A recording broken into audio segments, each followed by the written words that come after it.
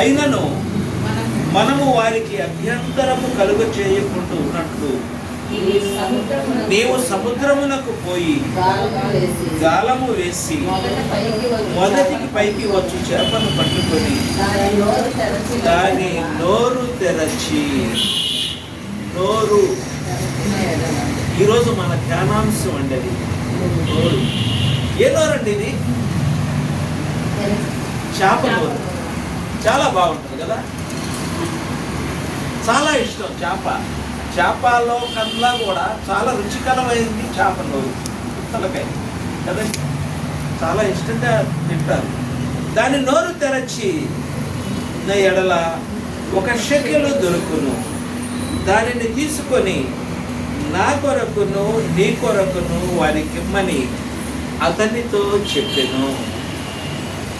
యేసయ్య శరీరధారిగా ఉన్నప్పుడు జరిగినటువంటి సంఘటన ఇది.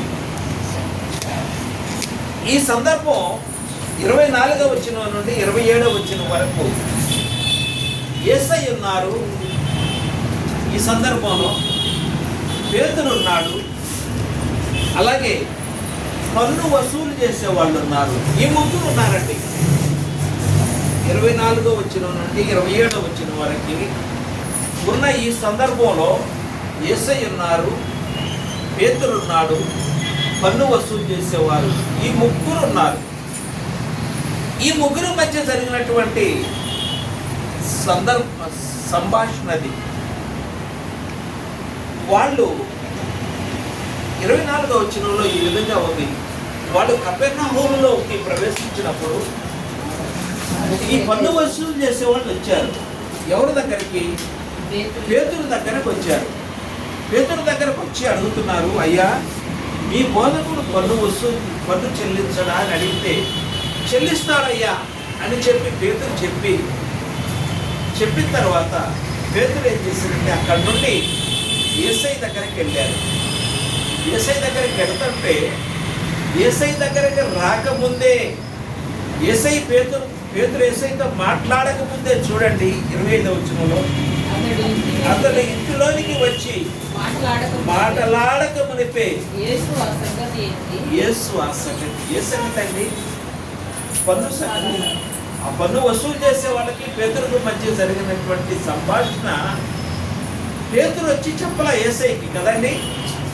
చెప్పక మునిపే, మాటలాడక మునిపే ఆ సంగతి ఎత్తి యేసయ్య అంటున్నాడు. చూడండి, ఇక్కడ ఒక విషయం యేసయ్యకి చెప్పాలని పేతురు వస్తున్నాడు. కానీ పేతురు చాలా దగ్గరగా రాకముందే యేసయ్యకి ఆ విషయం తెలిసిపోయింది. విషయం తెలిసి ఆ విషయాల గురించి యేసయ్యే మాట్లాడుతున్నాడు.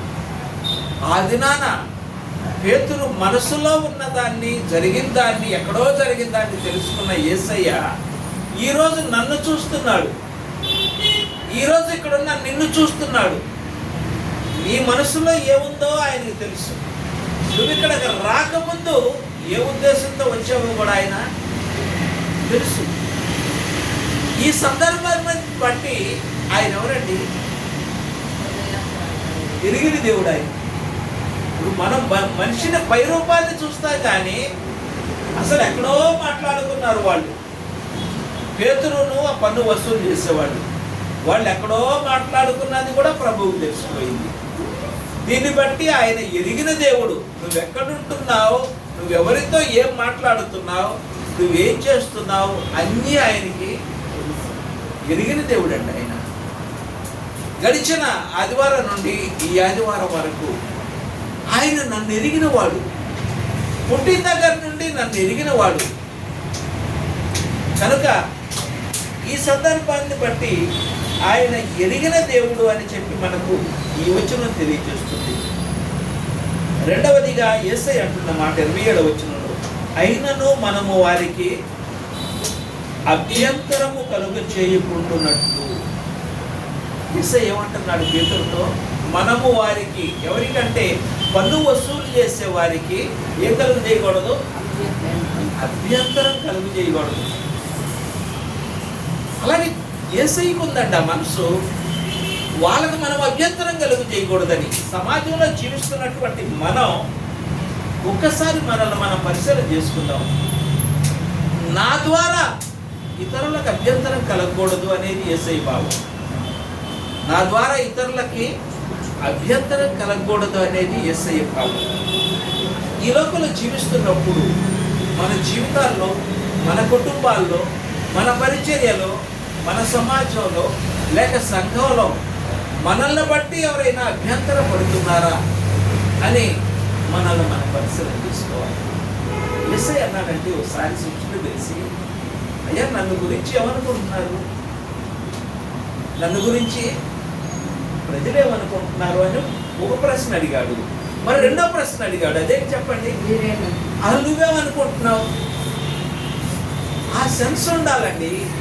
ఈ లోకంలో జీవించేటప్పుడు నన్ను గురించి ఎవడేమనుకుంటా సరే, నేను మాట్లాడిందే మాట, నేను చెప్పిందే వేదం అన్నట్టు. అది దేవుడు అండి. దేవుడు అంటున్నాడు మన ద్వారా ఒకళ్ళకి అభ్యంతరం కలగకూడదు అంటున్నాడు. మన ద్వారా ఒకళ్ళకి అభ్యంతరం కలగకూడదు అంటున్నాడు. ఒక్కసారి కుటుంబ వ్యవస్థలోకి మనం వెళితే కుటుంబం ఎలా ఉందండి? ఎవరు చేసింది కుటుంబ వ్యవస్థ? దేవుడు కదా.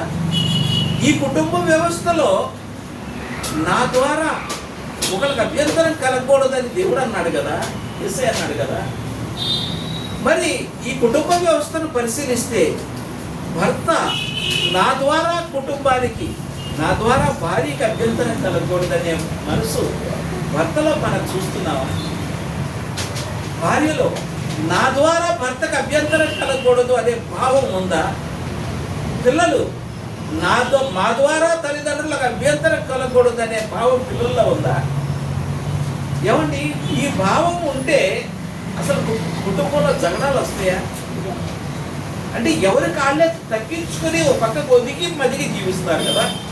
నా ద్వారా వాళ్ళకి అభ్యంతరం కలగకూడదు అన్నప్పుడు జగడమే వస్తుందండి.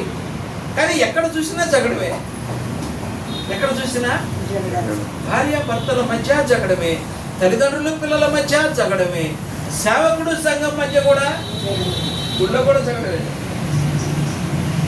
నా ద్వారా అభ్యంతరం కలగకూడదు అనే భావం ఎక్కడుంది? యేసయ్యకు ఉంది కదా. యేసయ్య దగ్గర నుండి మనం దాన్ని తీసుకోవాలి కదా. ఇంకో మాట, చివరి వచనంలో ఆయన పన్ను ఎవరికి చెల్లించాడండి యేసయ్య? పేతురు చెప్పాడు, నువ్వు సముద్రానికి పోయి నేల వేసి ఒక చేప పైకి వస్తుంది, దాని నోరు తెరిస్తే ఒక షెకెల్ ఉంటుంది, ఆ షెకెల్ తీసుకొని పన్ను ఎవరికి చెల్లించమన్నాడు? చాలా స్పష్టంగా ఉంది. నాకు నా కొరకు ఒక అరషెకెలు, నీ కొరకు అరషెకెలు చెల్లించమన్నాడు. పన్ను కట్టింది ఎంతమంది ఇక్కడ? ఇద్దరు. పేతురికి యేసయ్యకి పన్ను కట్టారు. యేసయ్యకి శిష్యులు ఎంతమంది అండి? 12 మంది. మరి మిగిలిన 11 మందికి పన్ను ఎందుకు కట్టలేదండి? వాళ్ళు కూడా పన్ను కట్టాలి కదా. కట్టాడా ప్రభు? మరి ఏమ్మా కట్ల పన్ను కట్టింది ఇద్దరికే. పేతురికి పన్ను కట్టాడు, యేసయ్యకి పన్ను కట్టాడు. మిగిలిన 11 మందికి ఎందుకు కట్టలా? కట్టాల్సిన బాధ్యత ఉందా యేసయ్య మీద? ఉందా లేదా? మరి ఆయనే కదండి పిలిచింది. సముద్రంలో వేటాడే వాళ్ళని రండి అని పిలుచుకున్నాడు కదా. ఆయనతో ఉంటున్నారు కదా, ఆయనతో తింటున్నారు కదా. మరి వాళ్ళు కూడా పన్ను కట్టాలి కదా.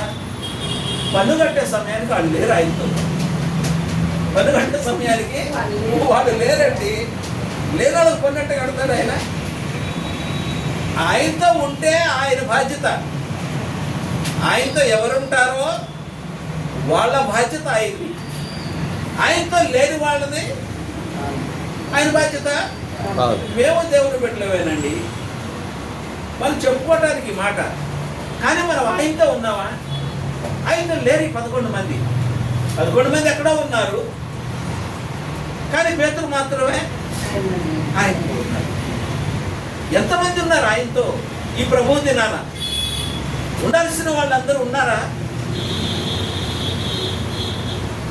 ఆయనతో లేకపోతే వచ్చే నష్టం ఏంటంటే ఆయన చెల్లించాల్సింది చెల్లించడం. ఈ పట్టించుకోవాలి వాళ్ళ గురించి. అక్కడ చాలా స్పష్టంగా చెప్పిన మాట ఏంటంటే, ఒక షెకెల్ ఉంటుంది చేప నోట్లో, ఆ షెకెల్ తీసుకెళ్ళి అది అరషెకెలు నా కొరకు, అరషెకెలు నీ కొరకే చెల్లించుకున్నాడు.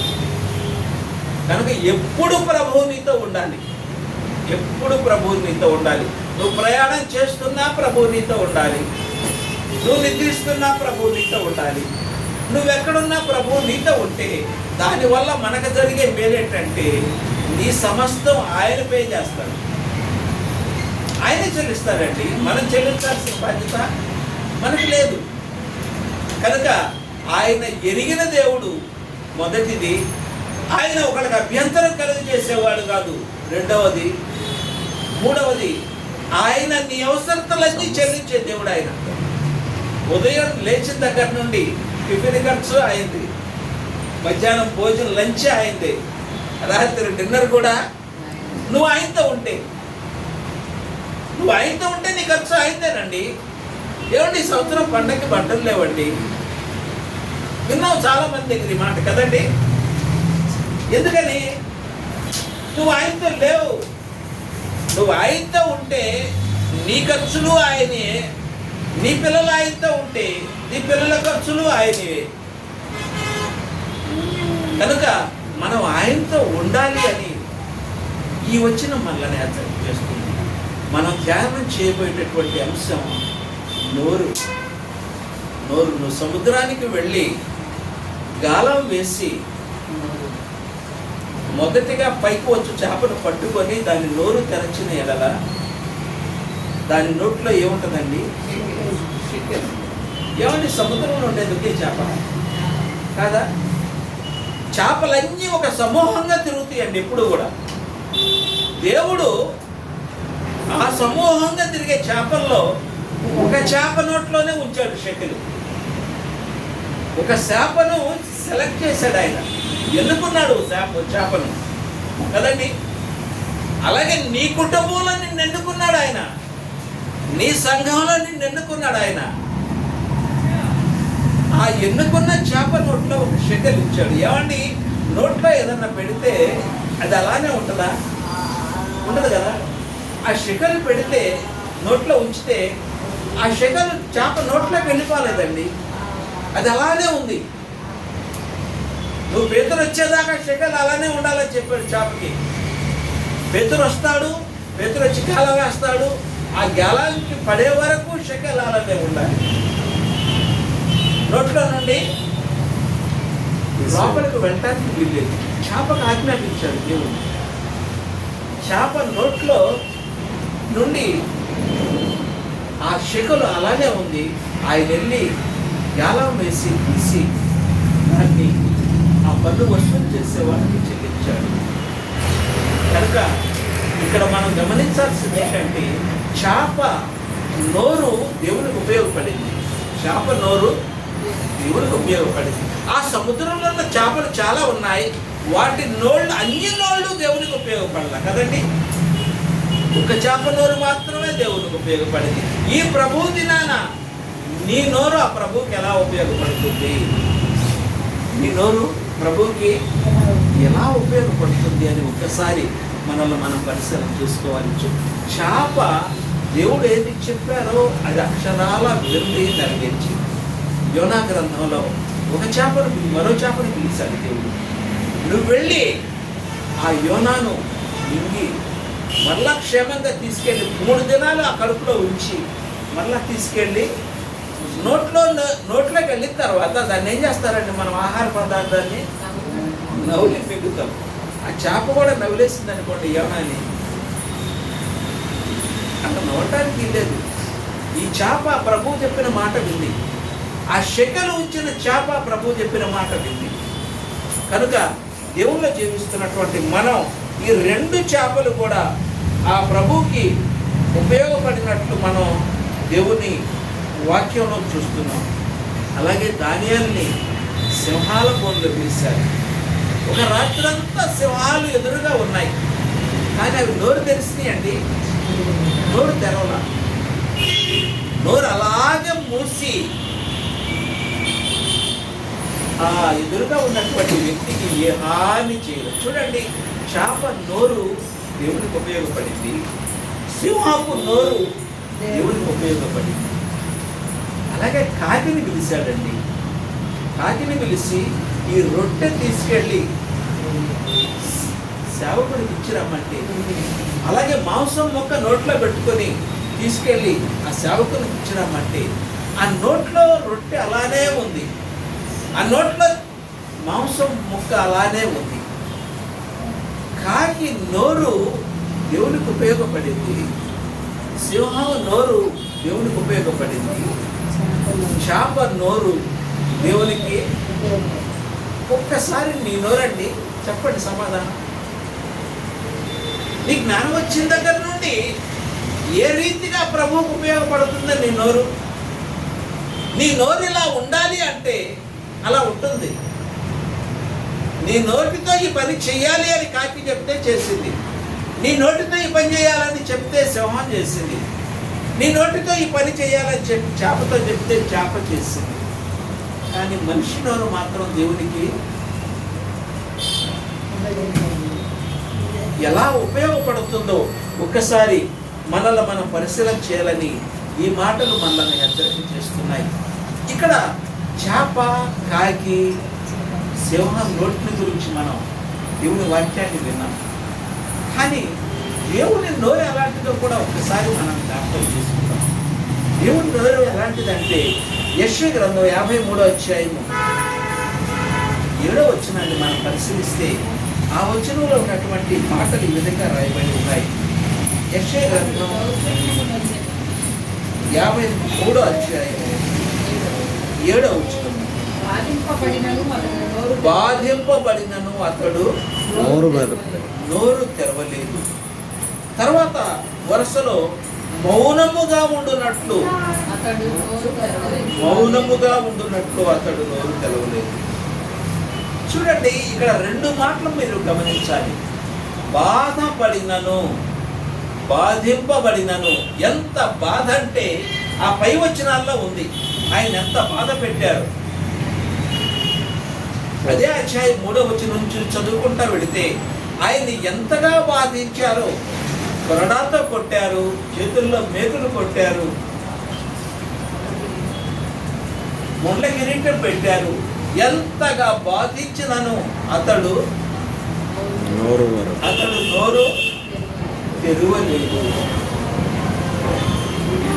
సమాజంలో ఉన్నటువంటి మనిషిని ఒక మాట అంటే నోరు మూసుకుని ఉండేవాళ్ళు ఉన్నారండి. ఒక్కసారి మన బాధింపబడినను, ఎంతగా బాధించినను నోరు తెరవలేదు. అతడు మౌనముగా ఉంటున్నాడు. అతడు ఎలా ఉన్నాడండి? ఆయన మౌనముగా ఉన్నాడు. యేసయ్య నోటిని గురించి రాసిన మాట అండి ఇది. అన్ఓపెన్డ్ మౌత్. ఎంత బాధ వచ్చినా సరే బాధను వచ్చుకున్నాడు కానీ నోరు తెరిచి మాట్లాడలేకపోయాడు. రెండోది మౌనంగా ఉన్నాడు. మన నోటిని గురించి అమ్మా ఈమె చాలా మౌనం అనే వాళ్ళు ఉన్నారు ఎవరన్నా? ఏమండి, భర్త దగ్గరికి వెళ్ళి అయ్యా నీ భార్య నోరు ఎలాంటిది అని అడిగితే భర్త ఏం చెప్తాడండి? ఆ మౌనం, అబ్బో చాలా మౌనం అండి నా భార్య అనే మాట వస్తుందా? అలా భార్య దగ్గరకు వచ్చి నీ భర్త నోరు ఎలాంటిదమ్మా అని అడిగితే భార్య నా భర్త చాలా మౌనం అండి అని చెప్పేవాళ్ళు ఉన్నారు. పిల్లల గురించి తల్లిదండ్రులు అడిగితే అయ్యా మీ పిల్లల నోరు ఎలాంటిదంటే మా పిల్లలు చాలా మౌనం అండి అని చెప్పే తల్లిదండ్రులు ఉన్నారా? ఏమంటే మనం నమ్మిన దేవుడి నోరేమో మౌనంగా ఉన్నాడు ఆయన. ఆ లక్షణం మనకు మాత్రం మనకు మాత్రం అవ్వట్లేదండి. అయ్యగారు చెప్పారు ఆయన పరిశుద్ధుడు కనుక మీరును, మరి ఆయన మౌనం కనుక మీరును కూడా ఉండాలి కదా. కనుక మౌనం అనేది అవసరం అండి. ఎవరికి? నోటికి మౌనం అవసరం. అది యేసయ్యకు ఉంది, మరి మనకు లేకపోతే ఎలా? కనీసం మందిరంలో కూడా ఉండదండి మౌనం. అంటే ఇక్కడ కాంగ్రిగేషన్ తక్కువ కనుక మేము చూస్తాం. ఉన్న పెద్ద కాంగ్రిగేషన్లు ఉన్నటువంటి చర్చెస్లో ఆ మందిరంలో కూడా మౌనంగా ఉండలేని స్థితి. మందిరంలో జరిగేటటువంటి ఈవెంట్స్ జరుగుతూనే ఉంటాయి, చక్కగా మాట్లాడుకునేవాళ్ళు, ముచ్చట చెప్పుకునేవాళ్ళు చెప్పుకుంటూనే ఉంటారు. ఆ నోటికి ఏమి లేదండి, మౌనం లేదు. అంటే నేను మందిరంలో ఉన్నానే, మందిరంలో ఉన్నంతసేపు అయినా మౌనంగా ఉండాలి అనే మనసు లేదు. సెల్ ఫోన్ ఒకటి దొరికింది, దాన్ని పట్టుకొని ఉదయం నుండి సాయంత్రం వరకు ఏదో ఒకటి ఒకళ్ళు చదివితే మళ్ళీ ఇంకొకళ్ళని, సాయంత్రం వరకు అదే పని అండి. ఈ నోటికి మౌనమైనటువంటి లక్షణం వచ్చిందా రాలేదని ఒకసారి మనల్ని మనం పరిశీలన చేసుకోవాలి. ఆయన నోటికున్న మరొక లక్షణం అంటే 9వ వచనం అండి. యెషయా గ్రంథం 53వ అధ్యాయం 9వ వచనం. అతని నోట ఏ కపటమును లేదు. అతని నోట ఏ కపటమును లేదు. మొదటి పేతురు పత్రిక 2వ అధ్యాయం 21, 22 వచనాల్లో కూడా అదే మాట రాశారండి. అతని నోట ఏ కపటమును, మొదటి పేతురు పత్రిక 2వ అధ్యాయం, ఏ కపటమును కనబడలేదు. వెతికి చూశారండి. పేతురు చూశాడు. ఇక్కడ పేతురు యేసయ్య నోటిని పరిశీలనగా చూస్తే ఆయన నోట్లో ఏ కపటము లేదండి. పేతురు ఇచ్చినటువంటి సాక్ష్యం. ఇక్కడ యెషయా భక్తుడు రాస్తున్నటువంటి మాట ఏంటంటే ఆయన నోట ఏ కపటమునో లేదు. యేసయ్య నోరు ఎలాంటి నోరో ఒకసారి మనం పరిశీలిస్తే 3 లక్షణాలు మనం ఇక్కడ చూసాం. బాధింపబడినను అతడు నోరు తెరవలేదు. రెండవది మౌనముగా ఉన్న నోరు. మూడవది కపటం లేదండి. ఆ నోట్లో ఏ కపటము మనకు మనిషి ఎదురైతే అసలు చక్కగా నవ్వొచ్చినట్టే నవ్వేస్తాం. ఆ సందర్భం దాటిపోగానే ఏం చేస్తామండి, ఆ నవ్వు ఉండదు. అది నిజంగా నవ్విన నవ్వు కాదండి, అది అదే నోరు. కనుక ప్రభువు నోరు ఏ లక్షణాలు కలిగి ఉంది, మరి మన నోరు ఎలాంటి లక్షణాలను కలిగి ఉందో ఒకసారి మనల్ని మనం పరిశీలన చేయాలని మాటలు మనల్ని హెచ్చరిక చేస్తున్నాయి. అలాగే పరిశుద్ధ గ్రంథంలో ఉన్నటువంటి మరొక సందర్భాన్ని కూడా మనం జ్ఞాపకం చేసుకుందాం. ఆదికాండం 4వ అధ్యాయం 11వ వచనంలో ఉన్నటువంటి మరొక సందర్భాన్ని కూడా మనం జ్ఞాపకం చేసుకుందాం. ఆదికాండం 4వ అధ్యాయం. అప్పుడు ఆయన నీవు చేసిన పని ఏమిటి? నీ తమ్ముని రక్తము నేలలో నుండి నాకు విలపించినది.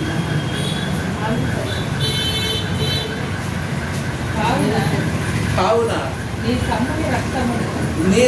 తమ్ముని రక్తమును నీ చేతిలో నుండి తీసుకొనుటకు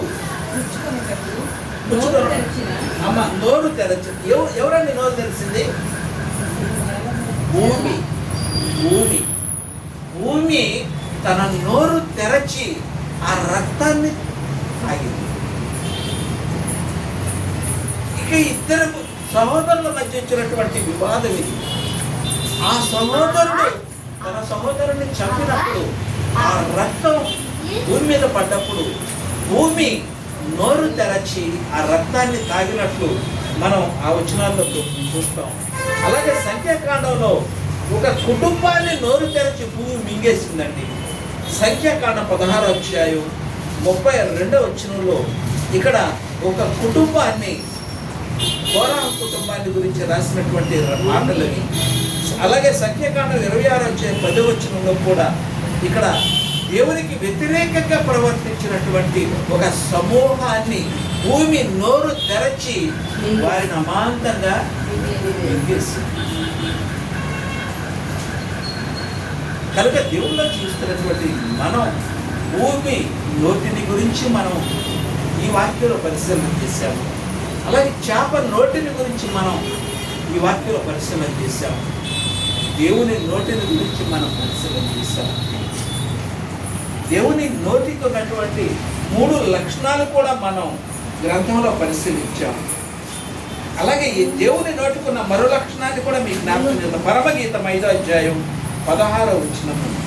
పరమగీతం 5వ అధ్యాయము 16వ వచనంలో అతని నోరు మధురము అని రాయబడి ఉంది. అతని నోరు మధురము. ఎవరి నోరు?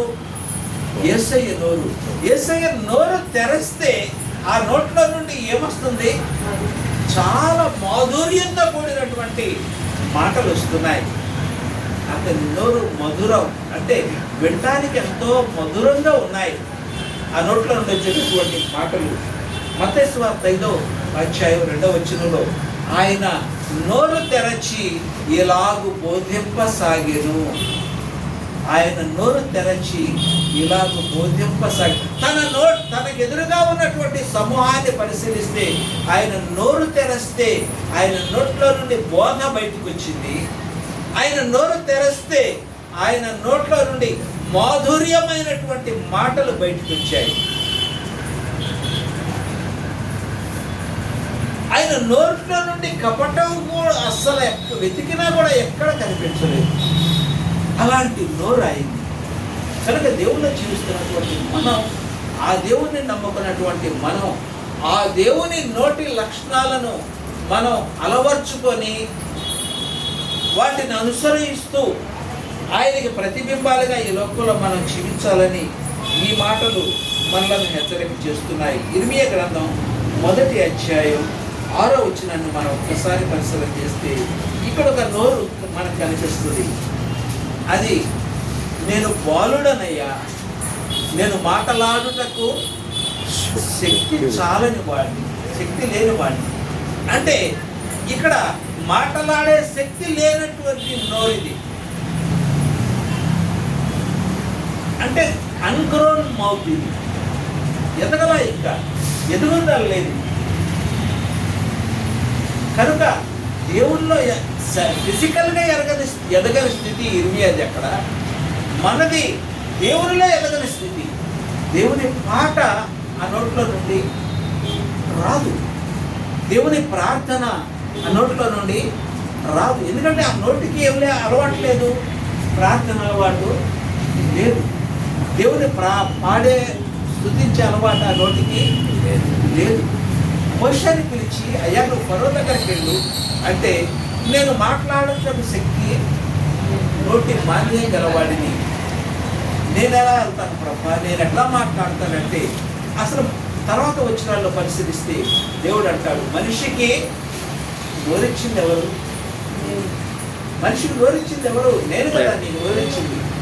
నీ నోటికి నేను తోడై ఉంటాను. నువ్వు వెళ్ళు, ఆ ఫరో దగ్గరికి నువ్వు వెళ్ళాలి, నువ్వు మాట్లాడాలి, నా గురించి మాట్లాడాలి. కనుక ఆయన నోరు తెరిస్తే నోట్లో నుండి బోధ బయటకు వచ్చింది.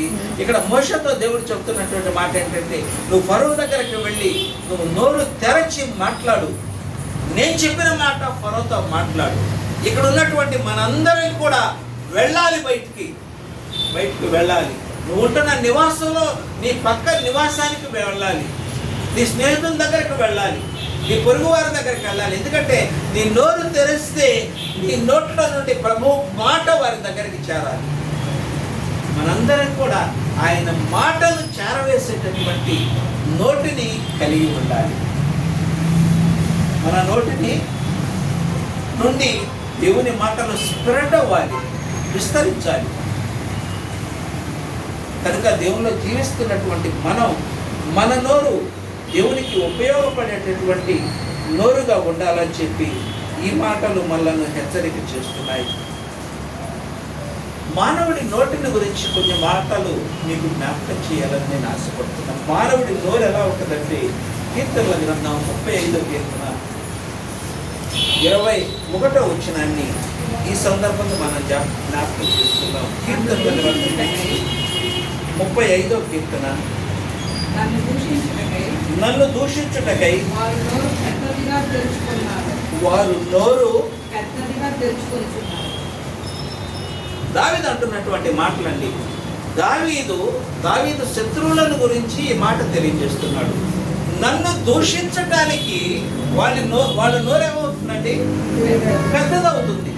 అసలు ఉన్న నోటికి కంటే కూడా నోరు పెద్దగా అవుతుంది, వాల్యూమ్ కూడా, సౌండ్ కూడా పెద్దగా వస్తుంది. ఎప్పుడు అది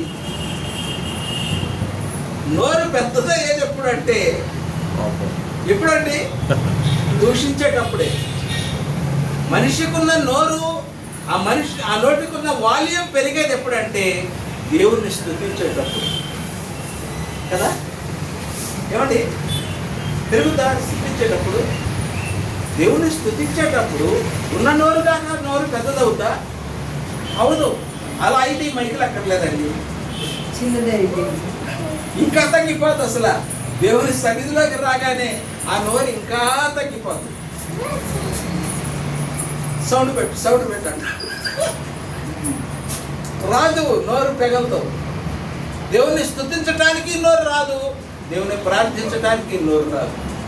కానీ నోరు పెద్దగా అవుతుంది అప్పుడు. ఎప్పుడండి? మన ఇంట్లో కూడా దొరుకుతుంది ఈ సందర్భం.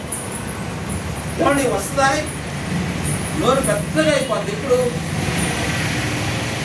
దూషించేటప్పుడు, భర్తను భార్య దూషించేటప్పుడు, భార్యను భర్త దూషించేటప్పుడు, తల్లిదండ్రులు పిల్లలను దూషించేటప్పుడు నోరు పెద్దదిగా మారిపోతుంది. కానీ అంత పెద్దగా నోరు స్తుతించేటప్పుడు రాదు. సాక్ష్యం చెప్పాలన్నా నోరు రాదు. నన్ను దూషించటానికి వారు తమ నోటిని పెద్దదిగా చేసుకుంటున్నారు. ఇది మానవుల నోరండి. ఒక దూషణగా మాత్రమే ఈ నోరు పెద్దదవుతుంది, ఉపయోగపడుతుంది అని దావీదు చెప్పినటువంటి మాటలు ఇవి. అలాగే యెహెజ్కేలు గ్రంథంలో ఉన్నటువంటి మాటను కూడా ఒకసారి మనం జ్ఞాపకం చేసుకుందాం. ఈ నోటి గురించి రాసినటువంటి మాటల్లో యెహెజ్కేలు గ్రంథము 35వ అధ్యాయము 13వ వచనం. యెహెజ్కేలు గ్రంథము 35వ అధ్యాయము. పెద్ద నోరు చేసుకొని మీరు నా మీద విస్తారముగా ఆడిన మాటలు నాకు వినబడెను. ఇది ఎవరి గురించి మాట్లాడుతున్నాడంటే అదే అధ్యాయం 1వ వచనంలో రాయబడింది. ఒక ప్రదేశాన్ని గురించి మాట్లాడుతున్నాడు. ఒక ప్రదేశంలో ఉన్నటువంటి జనసమూహం వాళ్ళ నోరు పెద్దదిగా చేసుకొని దేవునికి వ్యతిరేకంగా మాట్లాడుతున్నారు. వ్యతిరేకంగా మాట్లాడుతుంటే ప్రభు అంటున్నాడు, మీ నోరు పెద్దదిగా చేసుకొని మాట్లాడారు కదా నాకు వ్యతిరేకంగా, ఆ దేవుడు నాకేం చేశాడు అని మాట్లాడారు కదా. ఆ మాటలు ఏమైనాయండి? నాకు వినబడెను. నీ నోట్లో నుంచి వచ్చే మాట సహజంగా నీ ఎదుర్కొన్న వాళ్ళు వింటారు, కానీ ఆ మాట ఎవరు వింటున్నారండి? దేవుడు వింటున్నారు. ఆ గ్రహింపు ఉందండి, ఆ సెన్స్ ఉందా? ఇక్కడ వాక్యంలో ఉందలే. ఇప్పటి వరకు గడిచిన కాలంలో మనం అమ్మో దేవుడు వింటున్నాడు అనే సెన్స్తోనే మాట్లాడావా? అలా మాట్లాడకపోతే ఎప్పటి నుండి అయినా అమ్మో నేను మాట్లాడే ప్రతి మాట ఎవరు వింటున్నారు, దేవుడు వింటున్నాడు అనేటటువంటి సెన్స్ మనకు ఉండాలని చెప్పి ఈ వచ్చిన మనల్ని హెచ్చరిక చేస్తుంది. కనుక దేవుళ్ళో జీవిస్తున్నటువంటి మనం ఒక్కసారి ఈ మాటలు ఆలకిస్తూ మన నోటి స్థితిని మనం పరిశీలన చేయాలని ఈ మాటలు మనలను హెచ్చరిక చేస్తున్నాయి. కీర్తనల గ్రంథమే 51వ కీర్తన 15వ వచనాన్ని కూడా మనం జ్ఞాపకం చేసుకుందాం.